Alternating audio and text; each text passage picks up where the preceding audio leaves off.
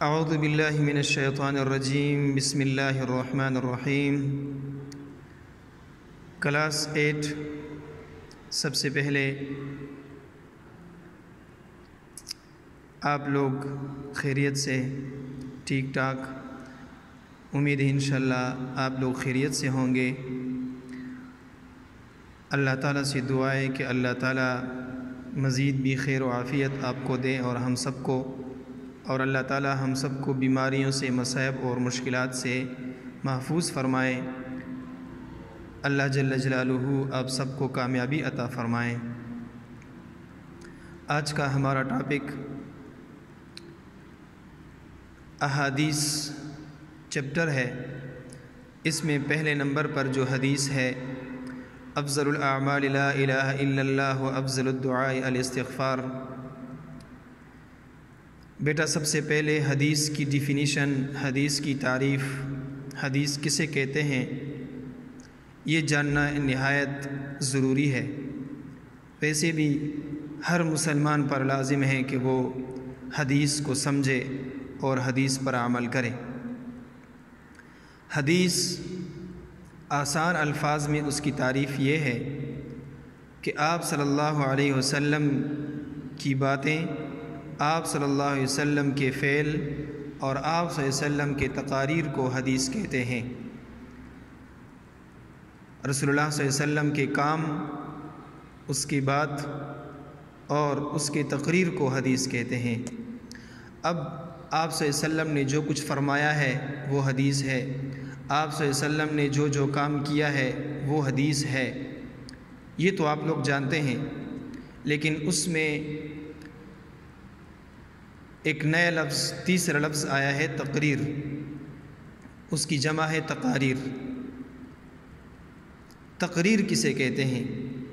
تو تقریر جو آپ صلی اللہ علیہ وسلم کے سامنے کوئی کام کیا جائے اور آپ صلی اللہ علیہ وسلم اس پر سکوت یعنی خاموشی اختیار کرے، اس کو تقریر کہتے ہیں۔ تو یہ بھی حدیث میں آتا ہے، اس کو حدیث کہا جا سکتا ہے۔ یعنی آپ صلی اللہ علیہ وسلم کے سامنے کسی صحابی نے، آپ صلی اللہ علیہ وسلم نے خود نہ کیا ہو، لیکن کوئی صحابی آیا ہو اور آپ صلی اللہ علیہ وسلم دیکھ کر وہ کوئی کام کرے اور آپ صلی اللہ علیہ وسلم اس کو روکے نہیں اس کام سے کہ یہ مت کریں، تو اس کو کیا کہتے ہیں؟ تقریر۔ تو آپ صلی اللہ علیہ وسلم کی بات، آپ صلی اللہ علیہ وسلم کے فعل اور تقاریر کو حدیث کہتے ہیں۔ اب بیٹا حدیث نمبر 1 میں آپ صلی اللہ علیہ وسلم نے 2 باتوں کا ذکر کیا ہے، لہٰذا اس حدیث کے 2 حصے ہیں، افضل الاعمال لا الہ الا اللہ و افضل الدعاء الاستغفار۔ اس میں رسول اللہ صلی اللہ علیہ وسلم نے اعمال میں سے سب سے افضل عمل اور سب سے اچھا عمل کیا بتلایا ہے؟ تو اعمال میں سے آپ صلی اللہ علیہ وسلم نے افضل عمل لا الہ الا اللہ قرار دیا ہے، یعنی اللہ تعالیٰ کے وحدانیت، اللہ تعالیٰ کا ایک ہونا، اس کے اقرار کو آپ صلی اللہ علیہ وسلم نے افضل عمل بتایا ہے۔ رسول اللہ صلی اللہ علیہ وسلم نے جگہ بجگہ پر اعمال میں سے جو افضل عمل بتلایا ہے وہ مختلف قسم کے احادیث میں مختلف اعمال آتے ہیں۔ کسی حدیث میں آتا ہے کہ افضل عمل نماز ہے، کسی حدیث میں آتا ہے کہ افضل عمل جہاد ہے، کسی حدیث میں آتا ہے کہ افضل عمل اپنے ماں باپ کا احترام اور خدمت ہے، کسی حدیث میں آتا ہے کہ افضل عمل حج کرنا ہے۔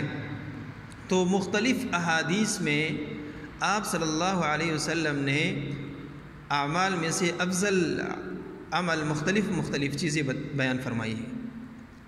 تو آپ لوگوں کے ذہن میں یہ اشکال پیدا نہیں ہونی چاہیے، یہ آپ صلی اللہ علیہ وسلم نے جو کبھی نماز کو افضل عمل قرار دیا ہے، کبھی لا الہ الا اللہ کا، کبھی ذکر ذکر اللہ کو اور کبھی والدین کے احترام کو، کبھی حج کو، یہ آپ صلی اللہ علیہ وسلم سائل کو دیکھ کر اس کو جواب دیتے تھے۔ یعنی سوال کرنے والا جو ہے، آپ صلی اللہ علیہ وسلم سے پوچھنے والا جو ہے، ایک صحابی آپ صلی اللہ علیہ وسلم کے پاس آتے ہیں اور اس سے بہترین عمل کا سوال کرتے ہیں کہ یا رسول اللہ، اعمال میں سے افضل عمل کیا ہے؟ تو آپ صلی اللہ علیہ وسلم اس کو نماز کے بارے میں بتاتا ہے۔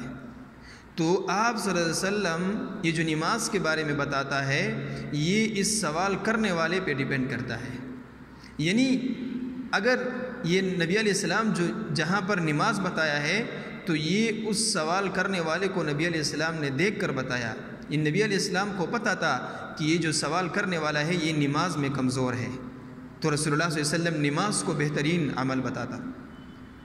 دوسری جگہ پر جو رسول اللہ صلی اللہ علیہ وسلم بر الوالدین فرماتے ہیں کہ والدین کے ساتھ نیک سلوک کرنا افضل عمل ہے، یہ اس شخص کو دیکھ کر رسول اللہ صلی اللہ علیہ وسلم فرماتے ہیں، یعنی اس کو رسول اللہ صلی اللہ علیہ وسلم کو پتہ تھا کہ یہ شخص اپنے ماں باپ کے ساتھ اچھا سلوک نہیں کرتا، تو رسول اللہ صلی اللہ علیہ وسلم اس کے مناسب جواب دیتے تھے۔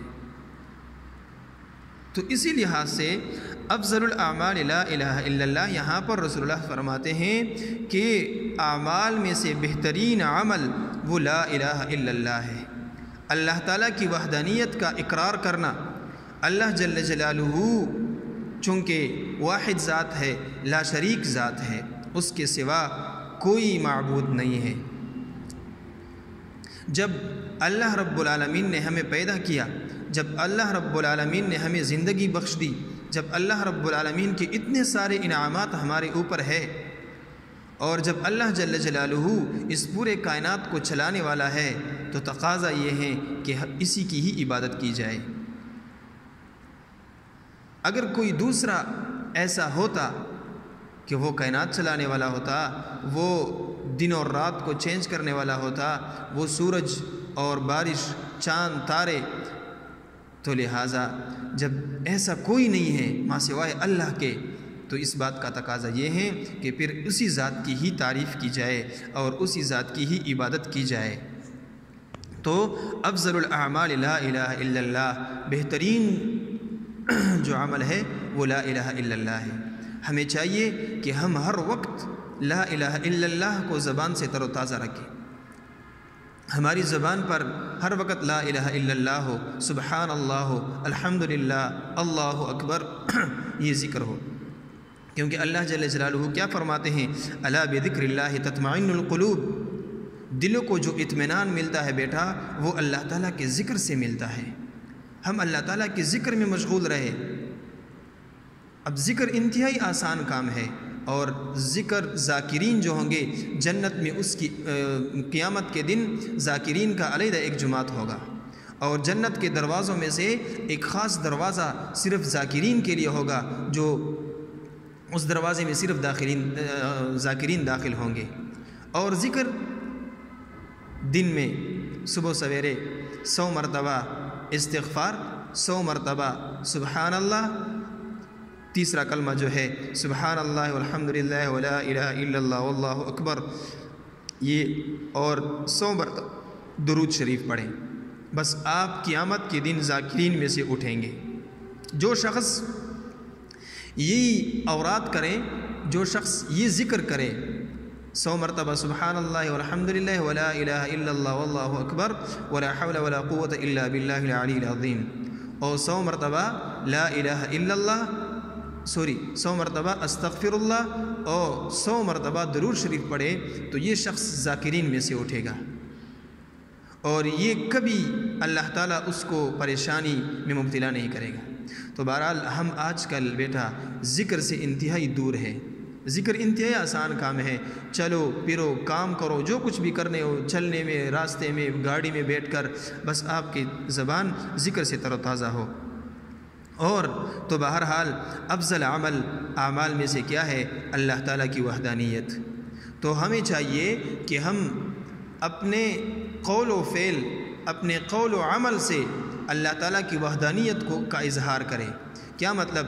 کہ ہم جب مانگے اللہ سے مانگے، جب ہم پر کوئی مصیبت آئے تو اللہ سے سالف کریں، جب ہم پر کوئی مشکل آئے تو اللہ تعالیٰ کی طرف ہماری رجوع ہو، جب ہمیں کوئی مسئلہ درپیش ہو تو اللہ تعالیٰ کی طرف رجوع ہو، اور دل میں یہ خیال آئے، یہ سوچ ہو کہ یہ سب کچھ اللہ کی طرف سے ہے، اور اس کو ہٹانے والا، دور کرنے والا بھی صرف اور صرف اللہ ہی کی ذات ہے۔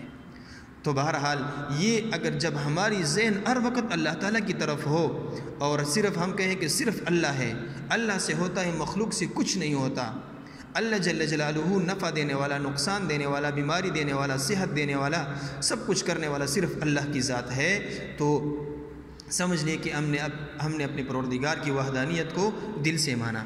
اس کے بعد دوسرا حصہ جو ہے وہ افضل الدعاء الاستغفار ہے۔ اللہ تعالیٰ سے ہمیشہ استغفار، استغفر اللہ ربی من کل ذنب واتوب الیہ، کیونکہ بیٹا ہم سب گناہ گار ہیں، ہم سب انسان یہ انتہائی کمزور ہے، ہم سے گناہ ہوگی، ہم اللہ جل جلالہ کی نافرمانی کریں گے، ہم سب کچھ کریں گے، لیکن ایسا نہیں کہ ہم بس اس کو چھوڑ دیں اور بس جو کر لیا وہ کر لیا، نہیں نہیں نہیں نہیں، بلکہ اس پر نادم شرمندگی اختیار کریں، اس پر ہم شرمسار ہو اور اللہ تعالیٰ کی طرف رجوع کریں۔ اس سے اللہ تعالیٰ انتہائی خوش ہوتے ہیں۔ جو بندہ جوانی کی عمر میں توبہ کرتا ہے، اللہ اس سے اتنا خوش ہوتا ہے، اتنا خوش ہوتا ہے کہ کسی اور چیز سے اتنا خوش نہیں ہوتا۔ ہم آج اللہ معاف کرے گناہ بھی کرتے ہیں اور اس پر فخر بھی کرتے ہیں، گناہ بھی کرتے ہیں، اس کو مانتے بھی نہیں کہ یہ گناہ ہے۔ گناہ کو گناہ نہ ماننا یہ انتہائی نقصان کی بات ہے، اور پھر گناہ کرنا اور توبہ نہ کرنا یہ انتہائی نقصان کی بات ہے۔ تو بیٹا ظاہر ہے، ضروری ہے، لازمی ہے، ہم انسان ہیں، کمزور ہے، اللہ تعالیٰ کی تخلیق ہے، ہم سے گناہ ہوگی، اور ہم اللہ تعالیٰ کی طرف رجوع کریں گے، استغفار کریں گے، اللہ تعالیٰ ہم کو بخشوائیں گے۔ تو بہرحال اس حدیث کے اندر دو باتیں اللہ تعالیٰ نے فرمائی کہ اس میں کیا ہے، اعمال میں سے افضل عمل لا الہ الا اللہ ہے، تو ذکر کا انتہائی خیال رکھے، ہر دن ہر وقت آپ کی زبان ذکر سے تر و تازہ ہو، اس سے دلوں کو اطمینان ملتا ہے۔ اور دوسری دعاؤں میں سے بہترین دعا اللہ نے کیا فرمائی ہے، استغفار، گناہوں کی بخشش طلب کرنا۔ ہم سے گناہ ہوگی، ہم اللہ تعالیٰ سے بخشش طلب کریں گے، تو اللہ جل جلالہ ہم کو اس پر عمل کرنے کی توفیق عطا فرمائے، اللہ ہمیں اچھے اعمال کی توفیق عطا فرمائے، اور اللہ رب العالمین ہمارے گناہوں کو بخش دے، اور اللہ ہمیں ذکر کی توفیق عطا فرمائے۔ وآخر دعوانا الحمدللہ رب العالمین۔